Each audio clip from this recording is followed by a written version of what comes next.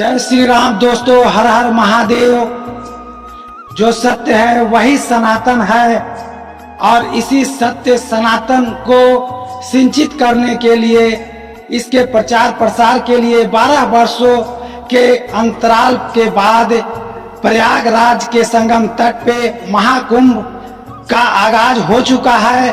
और इस महाकुंभ के अवसर पे मैं पत्रकार अमरेश कुमार सिंह G19 टीवी के माध्यम से देश दुनिया को यह बतलाना चाहता हूं कि हमारा सत्य सनातन जो सारे धर्मों का मूल है, जड़ है, उसकी भूमिका क्या है, यह पूरे मानव जीवन को किस तरह से प्रभावित करता है, इस चीज पर चर्चा करने के लिए यहाँ पे आज श्री पंचायती अखाड़ा नया उदासीन निर्माण के गेट पर हम आए हुए हैं। और यहाँ पर आप देख सकते हैं दूसरे छोर पे हमारे सनातन धर्म के संरक्षक, प्रवर्तक और ज्ञान के देवता भगवान पधार चुके हैं। और यहाँ पर आप देख सकते हैं कि यह डमरू द्वार के नजदीक यहाँ से अपने धर्म के लिए, अपने जीवन कल्याण के लिए, मोक्ष प्राप्ति के लिए श्रद्धालु भक्तों की भी आने का क्रम जारी है।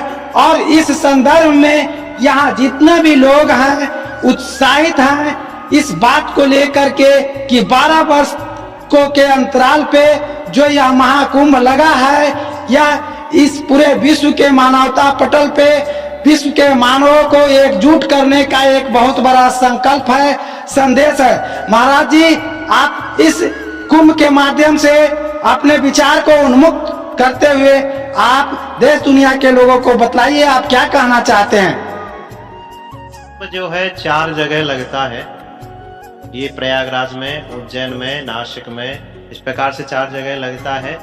और ये जो कुंभ है 3 बार लगाया जा सकता है, 3-3 वर्ष के अंतराल में। एक 3 प्रकार का होता है ये कुंभ। एक तो अर्ध कुंभ होता है जो 6 वर्ष के बाद में लगाया जा सकता है, और एक होता है कुंभ जो 12 वर्ष में आता है। और जो 12 वर्ष के बाद में, जैसे यह कुंभ जो है 144 साल के बाद में आया, इसलिए इसे महाकुंभ के नाम से जाना गया है।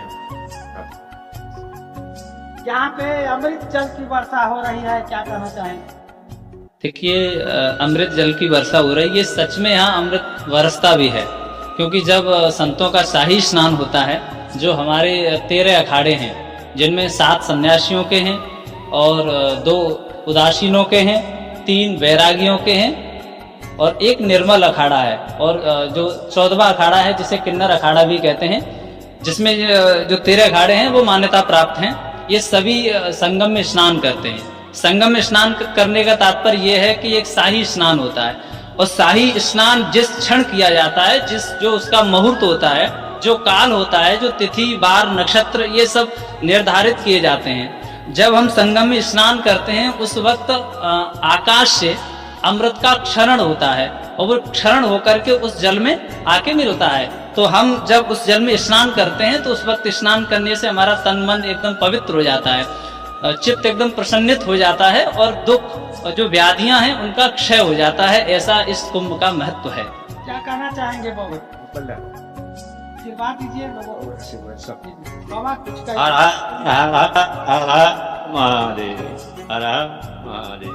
हर हर महादेव को नारा है प्रभु सन्यासी। हर हर जी। सजयति तीर्थराजो प्रयाग, शास्त्रों में कहा गया कि देखिए तीर्थ अनेक तीर्थ है इस भारत भूमि में। अयोध्या, मथुरा, माया, काशी, कांची, अवंतिका इत्यादि अनेक तीर्थों के राजा के रूप में किसको चुना जाए। जब ये शास्त्र में मंथन हुआ तो हमारे ऋषि मुनियों ने, हमारे आचार्यों ने निर्णय किया कि तीर्थराज प्रयाग को ही माना जाए। इसलिए कहा गया कि सजयति तीर्थराजो प्रयाग, तीर्थों के राजा जो प्रयाग है उनका जय जय हो, जय जय हो। अब यहाँ पर स्नान करने की महत्व है बहुत।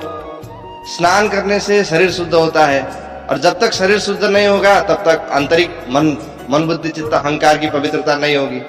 इसलिए शारीरिक शुद्धता के माध्यम से चलते हुए ही अंतःकरण की शुद्ध होती है, और अंतःकरण जब शुद्ध होगा तभी जाकर के परमात्मा की प्राप्ति हो सकती है। इसलिए यहाँ आइए, आप सभी लोग स्नान करिए और इस अमृत अवसर का लाभ उठाइए। बहुत बहुत धन्यवाद महाराज जी, आप संदेश के रूप में क्या कहना चाहेंगे। अच्छा, हम ये चाहते हैं कि सब कोई यहाँ आए प्रयागराज में और अपने ये शरीर को शुद्ध बनाए, आत्मा शुद्ध रहे, आप लोगों का जिससे सभी ये देश का कल्याण हो। नमः पार्वती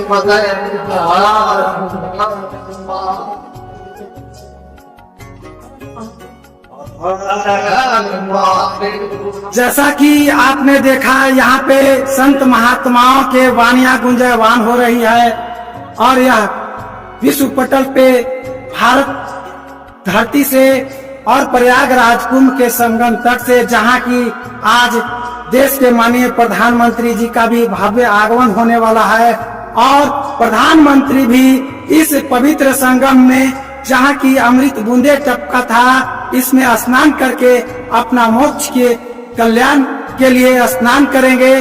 तो यह परम पावनी त्रिवेणी सचमुच में हमारे सनातन धर्म के लिए, हमारे हिंदुओं के लिए एक बहुत बड़ी धरोहर है और इस धरोहर को हिफाजत करना, इसका संरक्षण करना हम लोगों का परम कर्तव्य है। फिर मिलते हैं एक नए इसी तरह के खबर के साथ। जय हिंद,